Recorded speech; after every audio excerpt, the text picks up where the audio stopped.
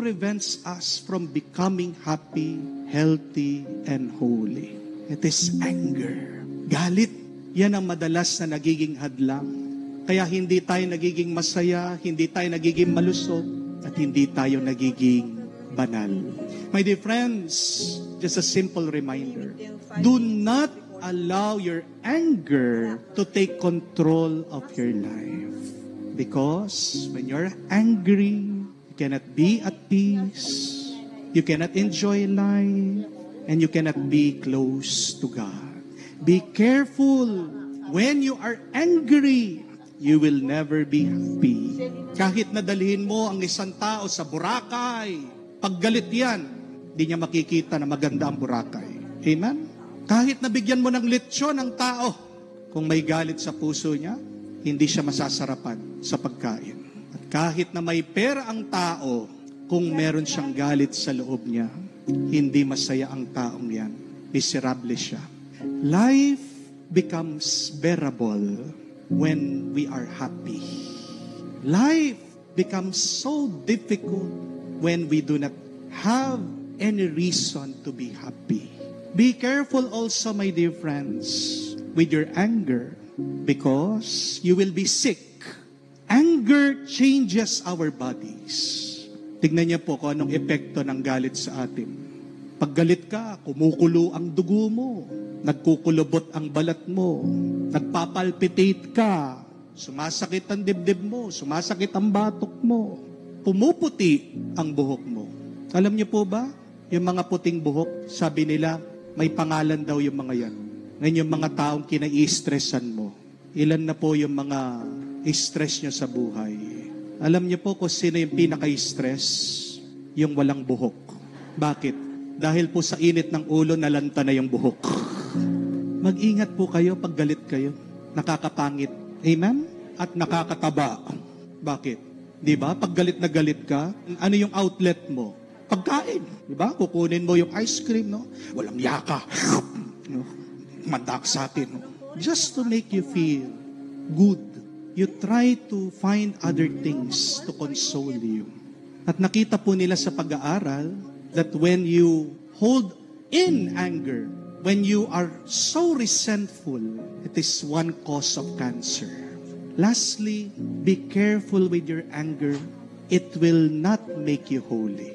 You cannot pray in hate, and you cannot love in anger. You cannot worship God, and at the same time, harbor bad thoughts towards people. How can you say that you love God and at the same time hate somebody?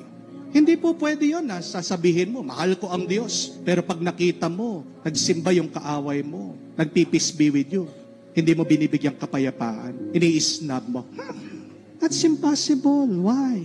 Because remember, God is also present in that person. Amen? So if you hate that person, what do you mean? You hate a part of God. You cannot worship and pray with anger in your heart. If you hate others, you hate God also, who is present in the other, in your neighbor. My dear friends, remove your anger before it becomes your danger. The sooner that you remove your anger, the quickest that you will become happy, healthy, and holy. Alam ko po, napakahirap makipag-usap sa taong kinagagalitan mo. But before you talk with that person, remember these things. Number one, understand your anger before you talk with that person. If you do not understand why you are angry and then you talk to that person, you will just quarrel. You will continue fighting. Mga kapatid, ang galit, isipin nyo ganito, parang sibuyas. It has many layers. At ano po yung balat ng sibuyas? Marami yan, di po ba? Ganyan po ang galit. One layer of anger is irritation. Anong kinaiinis mo? Another layer of anger is frustration. Ano yung nagsasawa ka na paulit-ulit na ginagawa na masama ng taong yan? Hindi na natuto. Another layer is hurt. Paano kanya nasaktan? Another is disappointment. What are your unfulfilled expectations? Another layer of anger is pride. Kataasan ng loob. Gusto mo, ikaw lang ang tama. Another layer is attachment.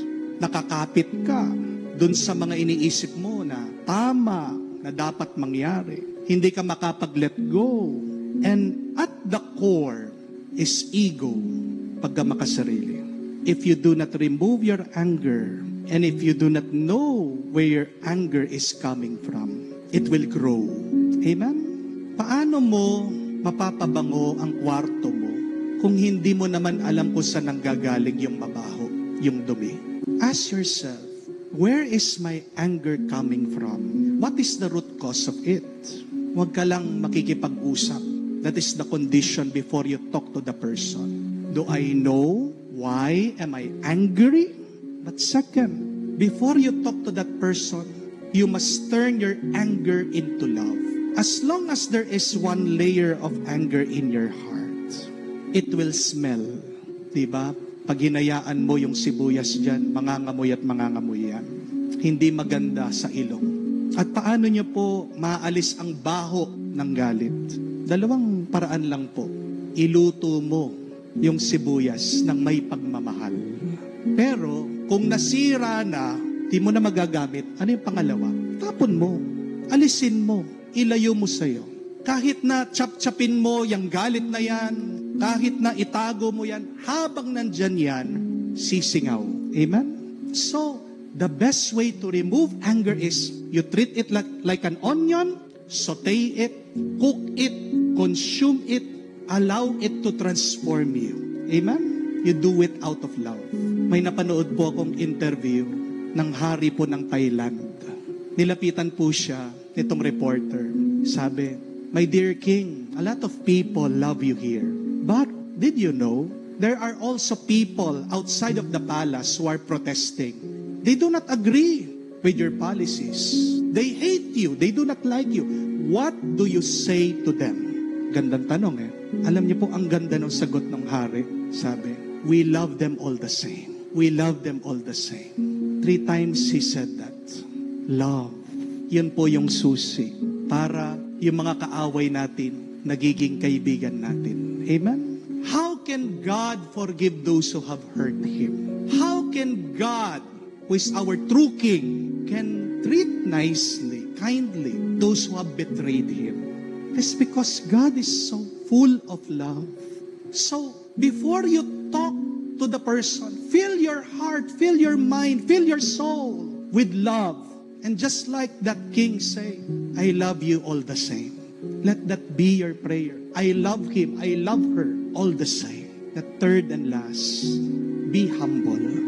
Before you talk, as you talk, maintain a humble disposition. As long as you have pride, you will not talk to the person. Amen? Paano niyo po alam ang isang tao mapagmataas? How do you know that somebody is full of pride? Simple lang po. Pag iniiwasan ka, di ba? Pinagmamalakihan ka eh.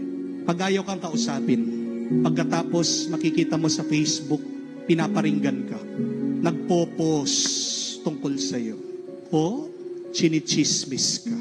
My dear friends, be mature enough. Talk to the person. Do not talk about the person. Pride is loud, but humility is silent. We need to be silent in order to listen. Amen? And listening is an act of love and humility. Why is it so important for us to talk to those who have hurt us? Because when you talk, it does not only create a way for you to be happy, but talking is healing. There is a blessing in talking, in reconciling. May kakilala po ako. Nakitanan po siya ng cancer. So, he was crying. Nagpapaalam na po sa pamilya. Alam po niya na katapusan na niya. Tumawag po sa akin, nagpapadasal, pumunta sa akin, nagpaanoy. So sad, was depressed. Pero pagkatapos ko pong pinagdasal, I asked him, sino pa ba yung tao na hanggang ngayon may galit ka pa rin sa kanya? Yes, it's good that you pray.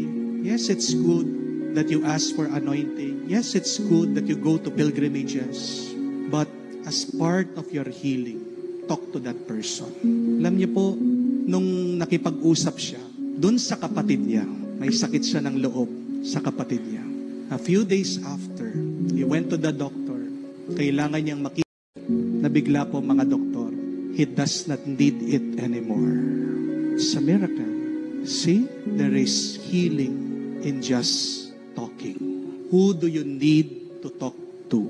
Sino yung tao na hanggang ngayon nakaipit pa rin yan sa puso mo? Parang isang bato na hindi ka binibigyan ng kapayapaan, ng comfort. I know that some of you would ask me this, Father, kung ayaw kong kausapin, anong gagawin ko? Go back to the teaching of Saint Ezekiel Moreno. What did he say? Simply pray. Napakaganda po nung sinabi ni Saint Ezekiel Moreno. Prayer favors the one who makes it. And prayer favors the person for whom it is asked.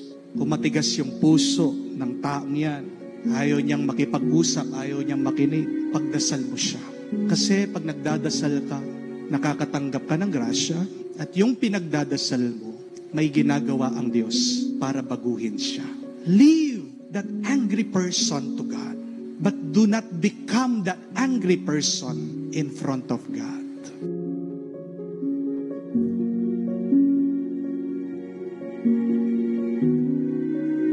Bakit kailangan iwasan ang mga taong galit? Why should we avoid angry people? See, the Lord gives us an example in the gospel. Siya'y nangaral, ayaw daw yung kanyang sinabi. People were filled with fury.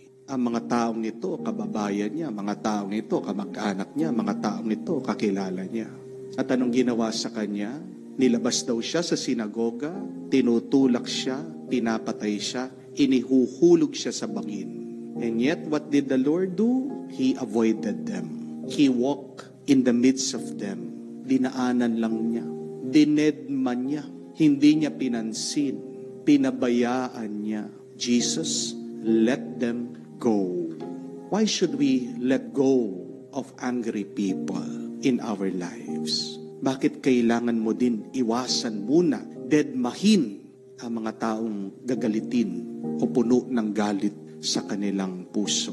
Two reasons. Because one, remember, an angry person is a foolish person. Or in other words, a person with anger issues is a stupid person. Mababasa niyo po yan sa Biblia. In Proverbs, it says, a fool reveals his anger, but a wise man conceals his dishonor. Tanga ka. Kung binubuksan mo ang iyong bibig, lumalabas puro galit. Sira ang ulo mo pag pinapakita mo ang galit mo sa ibang tao. Pero matalino ka, marunong ka, kung kaya mong kontrolin, kaya mong hawakan, kaya mong disiplinahin ang iyong sarili.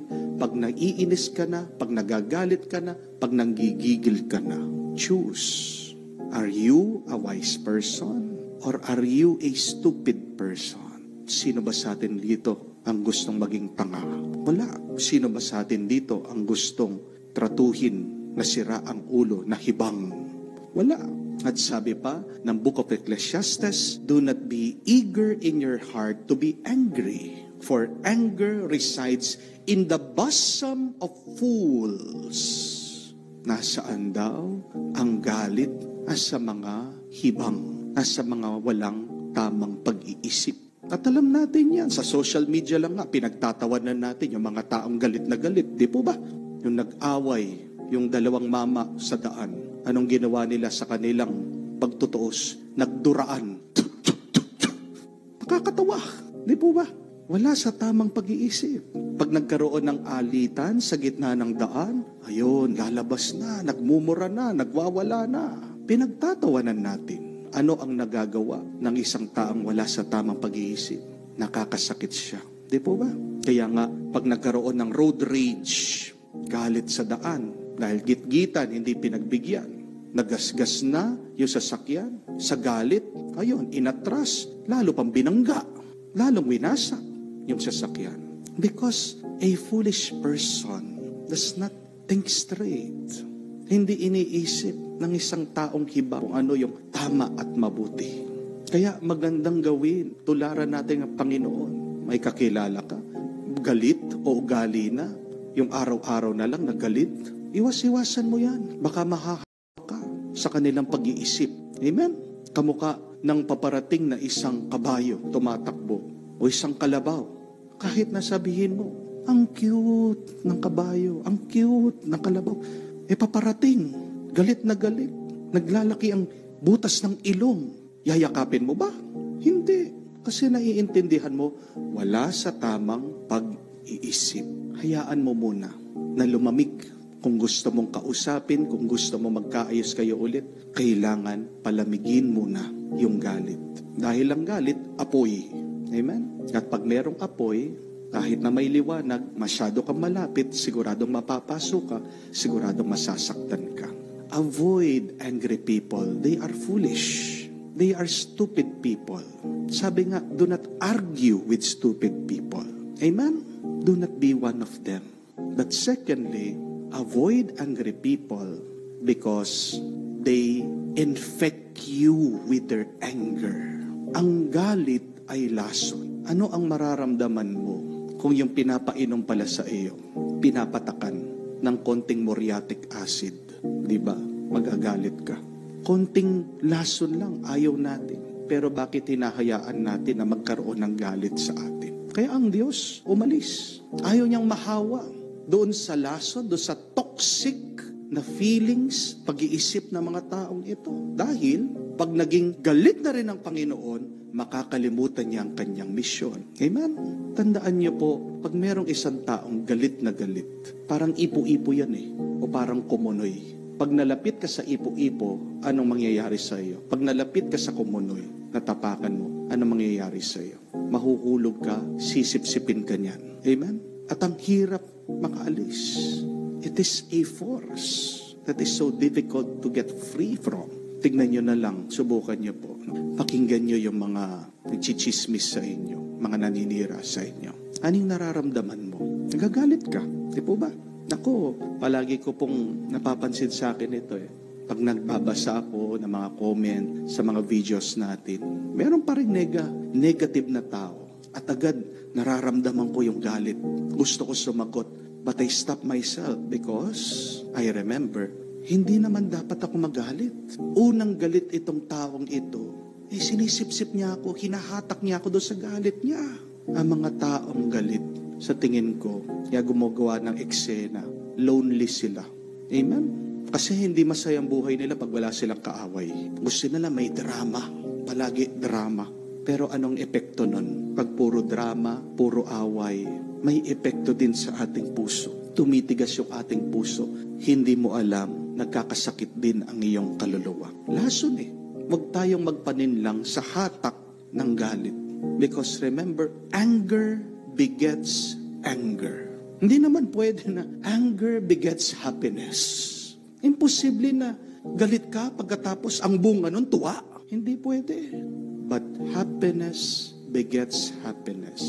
Kung pinipili mong maging masaya, manganganak yan ng mas maraming saya. And remember, happiness is always a choice. How can you be happy? Walk away from these angry people. Walk away from these toxic people. Layuan mo ang mga taong hindi tama ang kanilang pag-iisip. Masisira ka lang nila, masasaktan ka lang nila, at magiging miserable ka pa. Hingin po natin ang tulong ng Banal na Espiritu pag meron ng taong galit malapit sa ating buhay. Dahil pag nandyan ang Banal na Espiritu, nandyan ang katalinuhan, wisdom, nandyan ang tuwa, joy. Hindi natin kailangan ng galit sa buhay natin. Amen? What do we really need in our life? Only God, only His Spirit. Anger drains your life, but the Spirit of God gives you life. Choose. Do you want to be angry, foolish, stupid? Or do you want to be wise, happy, full of life? Halimbawa po, isang araw, ikaw ay naglalakad. At sa iyong paglalakad, hindi mo napansin, merong bato sa daan. Ito ay tinamaan mo. Nasugat ka, nasaktan ka, at medyo merong konting pilay sa iyong paa. Ang tanong, magagalit ka ba dun sa bato na tinamaan mo? Mumurahin mo ba yung batong yun? Susumpain mo ba yung bato na tinamaan mo? Ano po sagot niyo? Siyempre hindi. Bato yun eh. Kasalanan ba ng bato na nandun siya? Bakit ko po nasabi yan? Kasi, mga kapatid, sa buhay, kailangan din nating intindihin na minsan, yung mga taong nakapaligid sa atin, parang mga bato din yan. Hindi naman nila kasalanan na nandyan sila. Hindi nila kasalanan na minsan, tinatamaan ka, nasasagi ka, nasasaktan ka. Dahil ang tao, may sariling kalikasan yan. May sariling kalagayan yan. We have our own minds.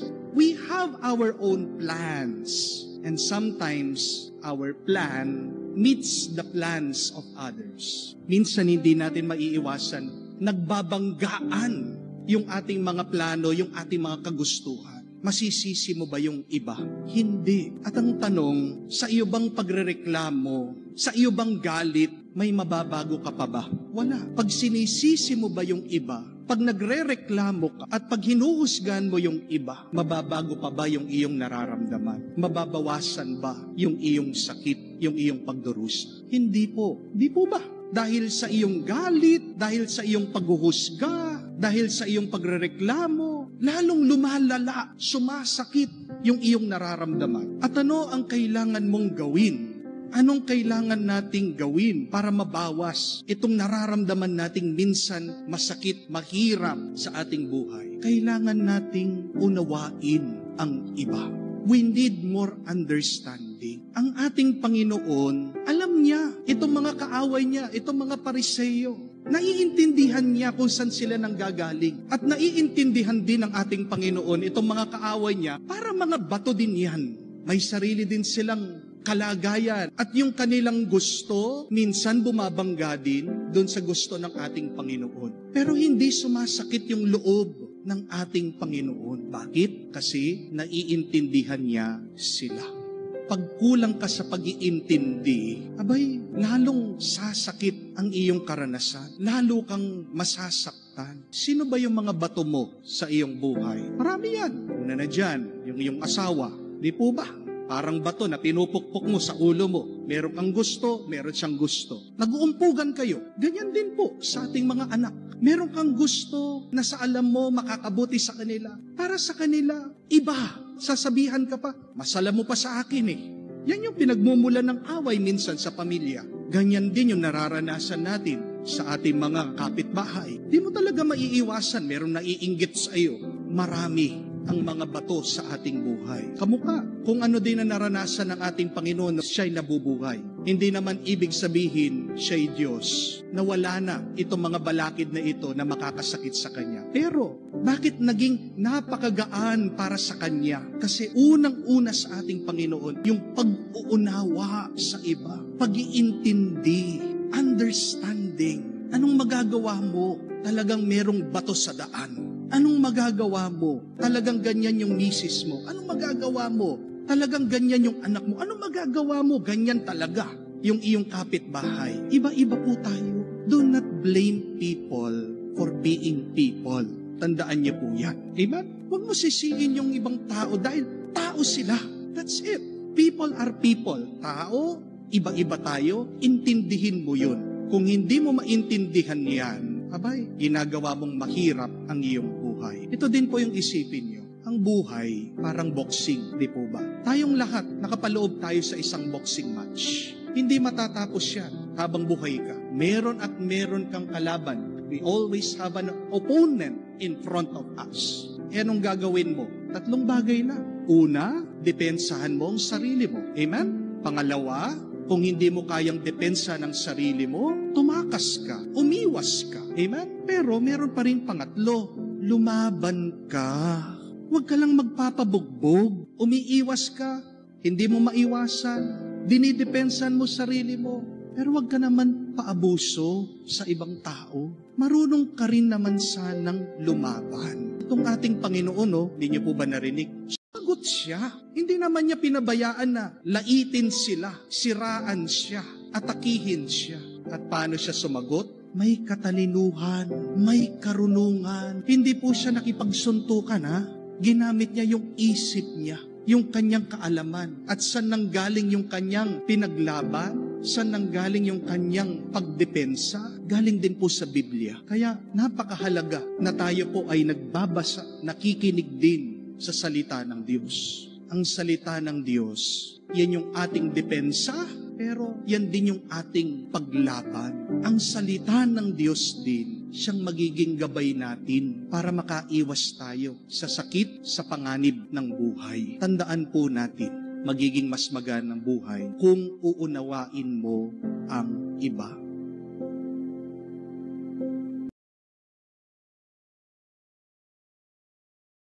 Bakit mo ba binubutas ang bangka ng iba? Ngayong napakalawak naman ng dagat para sa inyong dalawa. Bakit mo ba binabangga o ginagasgas ang sasakyan ng iba? Ngayong pagkalaki-laki naman ng kalsada para sa inyong dalawa, makakadaan naman kayo. Bakit din naman na sinisiraan mo ang iyong katrabaho? Ngayong lahat naman ng mga empleyado, tinataas ang kanilang mga sweldo. Ano ba ang dahilan? Bakit ba minsan binababa natin ang isang tao? Hindi naman tayo sinasaktan. Hindi naman tayo sinisiraan. Wala naman silang ginawang masama sa atin. Wala naman tayong kasalanan sa iba. Walang ibang dahilan kung hindi ang inggit. Amen? Kung nga ang kuya na si Cain, kaya niyang patayin ang kanyang nakakabunsong kapatid na si Abel dahil sa inggit, ikaw pa kaya na hindi kaano-ano ng ibang tao? Kaya ka din nilang saktan, kaya ka din nilang sirain. Pero ang tanong, bakit ba naiinggit ang ibang tao sa iyo? Simple lang ang dahilan. Ito ay dahil gusto nilang makuha kung ano yung meron ka. May naiinggit sa iyo kasi hindi nila matiis na ikaw ay pinapaboran ng Diyos. May naiinggit sa iyo kasi hindi nila matiis na ikaw ay pinagpapala ng Panginoon. Pagkatapos ng kataasan, ang inggit ay isa sa mga pinakanakakatakot at delikadong kasalanan. We have to remember that after the sin of pride, it is the sin of envy that is most dangerous. Sabi nga ng Diyos sa unang pagbasa, kapag pinapasok mo ang inggit sa puso mo, magiging alipin ka nito. Ang demonyo ang magiging Panginoon mo. Ang mga taong inggit, wala sa tamang bait. Envious people are irrational people. People full of envy and jealousy are mad. They are insane. They are crazy. Tandaan niyo po yan. Pag naiinggit ka, baliw ka. Tingnan niyo na lang po itong si Cain. Dahil sa inggit, nakalimutan niya, kapatid pala niya, si Abel. Di man niya naisip yun, pinaslang niya. At nakuha pang magsinungaling nitong si Cain sa Diyos. Tinatanong ng Diyos, nasaan yung kapatid mo? Biglang sinabi niya, ba't hinahanap mo siya sa akin? Ako bang may pagmamay-ari ng aking kapatid? Di ba wala naman tayong maitatago sa Diyos? Pero nakuhang magtago nitong si Cain sa Panginoon. Bakit niya nagawa yon? Dahil sa kanyang inggit. Dahil sa inggit, hindi siya mabuting nag-isip. Ang nakakatawa sa mga taong inggit, akala nila, kapag nasira nila ang iba, mapapasa kanila yung natanggap nilang grasya. Pero kapatid, kailangan po nating maunawaan ito. Hindi lalakas ang liwanag mo dahil hinipan mo o pinatay mo ang ilaw ng iba. Hindi ka bumabango dahil binubulgar mo ang bulok ng iba. Di po ba? Lalo ka nga bumabaho kapag sinasabi mo ang baho ng iba. Hindi ka rin naman aangat sa buhay kung hinahatak mo ang iba pababa. Kapag gumagawa ka ng masama sa iyong kapwa, tandaan natin yan. Lalo ka lang pumapangit. Bumabaho ka at nagiging mas madilim ang buhay mo. Ang nakakalimutan ng taong inggit ay pati din siya may natanggap na pagpapala. Kailangan nating matandaan muli yan. Walang tao ang hindi pinagpala. All of us are blessed by God. Amen? Ang sakit ng taong inggit, bulag siya sa grasya na binigay ng Diyos sa kanya. Sigurado lang, kapag inggit ka, hindi ka marunong magpasalamat. Ang mga taong inggit, ang mga taong inggit, hindi rin marunong mag-enjoy sa buhay yan. Amen? Ang mga taong naiinggit ay galit. Ang hindi natin maunawaan sa mga taong inggit ay walang magpapaganda sa buhay natin kung hindi ang Diyos lang. Sana maalaala mo yan kapag naiinggit ka. Walang magtataas sa iyong kalagayan kung hindi ang Diyos lang. Walang magbibigay o magpupuno ng kabutihan sa iyo kung hindi ang Panginoon lamang. Sinabi nga sa unang pagbasa, ang sekreto para matuwa ang Diyos sa atin. Ano? Kailangan nating pagbutihin lahat ng ating gagawin. God said to Cain, if you do well, you will not be crestfallen and resentful. Hindi ka naman mapupuno sa galit. Hindi naman sasama ang loob mo kung bigay todo ka lang. Ayun naman pala pagbutihan lang naman natin, gawin natin ang makakaya natin, at ang pabor ng Diyos ay mapapasa atin. Ano ang dahilan? Bakit mas pinapaboran minsan ng Diyos ang alay ng iba? Kasi meron silang ginawa na mabuti. Yan ang ginawa ni Abel. Narinig niyo po, balikan niyo man. Yung inalay ni Abel, pinili niya yung pinakamagandang alaga niya. Habang itong naman si Cain, kung ano lang yung nakita niya, yun yung kinuha niya, yun yung binigay niya sa Diyos. Hindi ba nakakatawa si Cain? Gusto niyang paboran siya ng Diyos, pero ayaw naman niyang ibigay yung pinakamabuti, pinakamahusay niya. And isn't this also our story? Funny how a lot of us wants to be praised, but we do not want to do our best. Marami ang gustong yumaman, pero gusto nila higa-higa lang. Marami din po gustong pumayat, pero ayaw naman mag-ensayo, ayaw naman magpapawis, ayaw mag-diet. Kaya naman kumikita yung mga ibang nagtitinda ng diet pills. Kasi niloloko mga tao, pag ininom mo, ang gamot na ito, sexy ka. Walang ganon. Marami ding gustong pagpalain kahit na grabe ang ugali nila.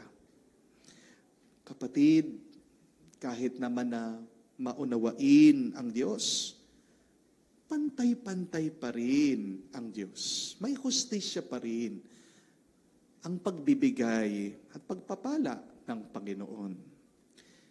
If you want the best, then do your best.